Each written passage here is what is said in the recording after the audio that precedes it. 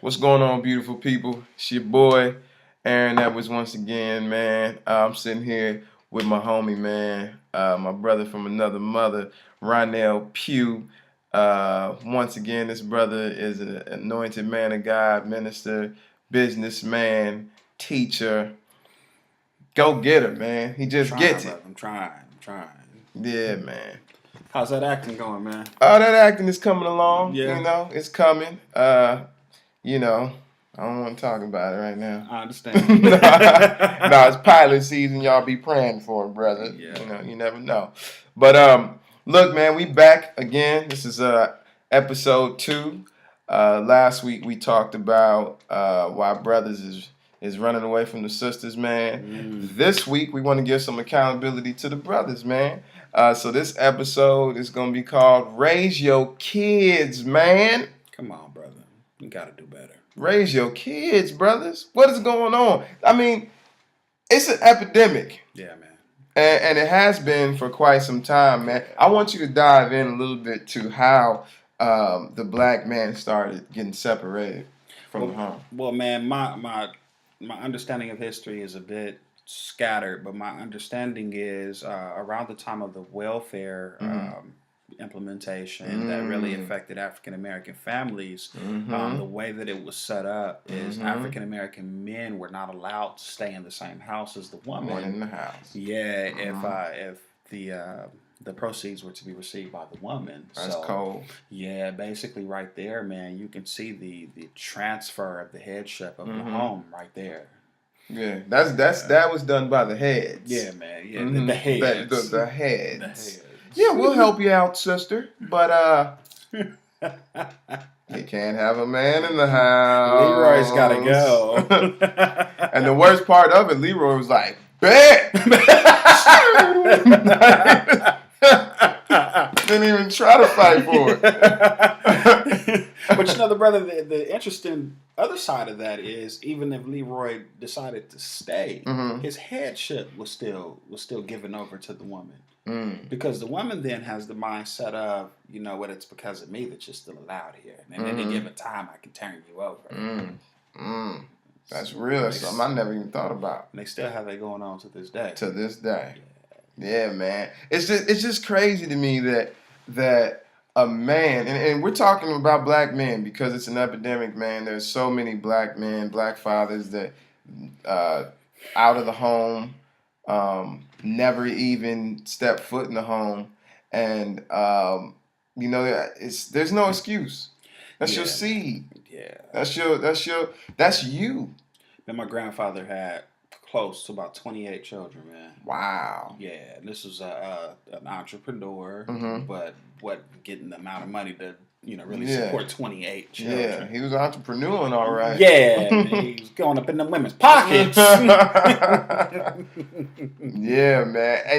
And there's no excuse. Now here's something that's terrible. Some women actually fight their man off from being around their kids. That's a very sad thing, man. That child support issue, Yeah. It gets a little backed up, and you ain't gonna see little Randy. Yeah, that's crazy. Like that's your son. Like, and I'm gonna go one step further. Honestly, I think child support should only be for deadbeat dads. Wow. Child support should not be for fathers who are actually in the lives of the children and taking care of their kids as if they were in the home. Because that child support turns into mama's money. The Acura TL car note money. Yes, that's what it turns into. I grew up in a home where, don't get me wrong, I love my mother to death, love my father to death. My father's like my best friend, man. And I've been blessed to have my father in my life.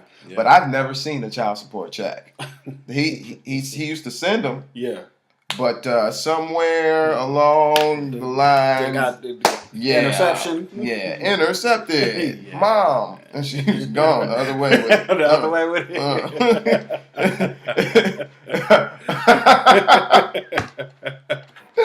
But real talk, and my father took care of me though, and I feel like it should be for dads who are not anywhere in the picture. But for a woman to dangle her kid away from. That's unfair, man. Man.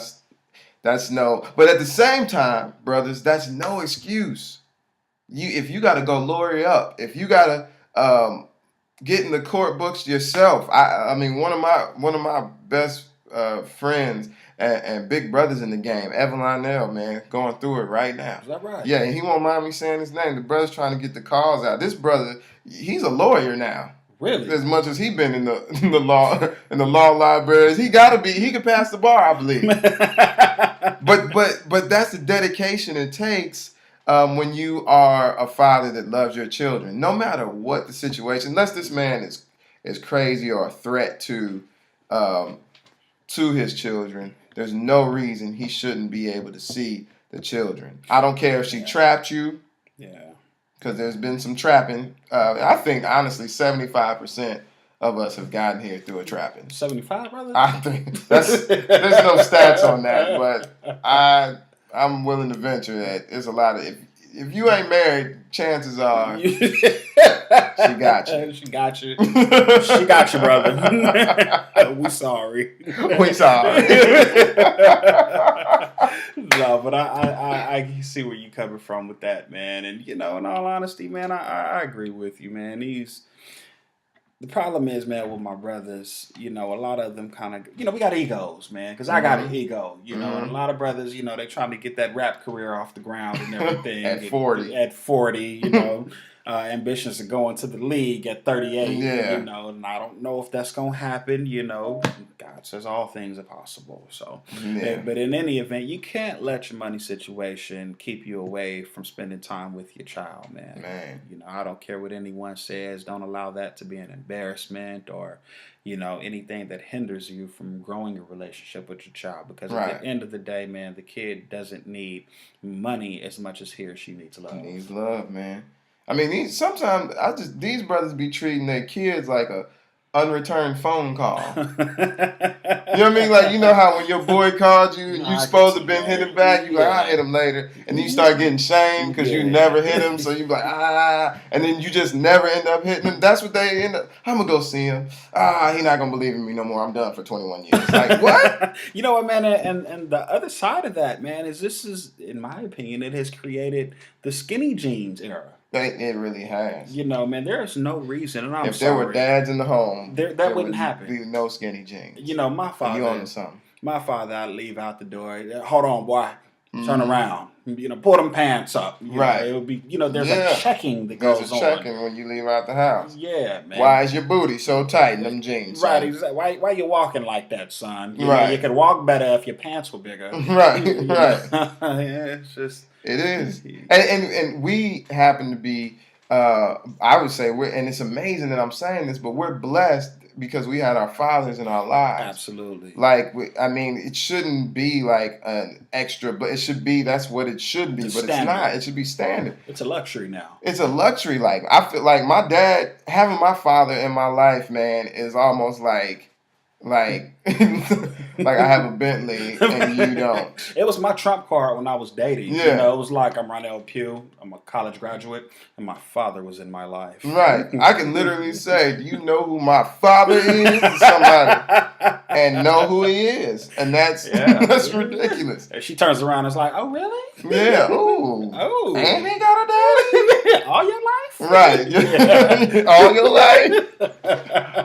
But for real, like, fathers, black men, we got to step up, man. We have to raise our kids. We see the crime and a lot of things going on, man. That stuff doesn't just happen. It's a seed of bitterness that's planted at a very young age, man. And then there's just anger, just aggression, just built up. Yeah. And they don't know how to express it because they've never had not just a man, but that man in their life to teach them how to do it. Yeah, and now they're crying all on the videos and stuff. Yeah. And, your daddy helps you to check those emotions. Yeah. They're crying and everything. All the time. Falling all out, tweeting. And sometimes we do have to cry as men. Yeah. But we don't have to. Men should never be back going to war on Facebook. That's not right.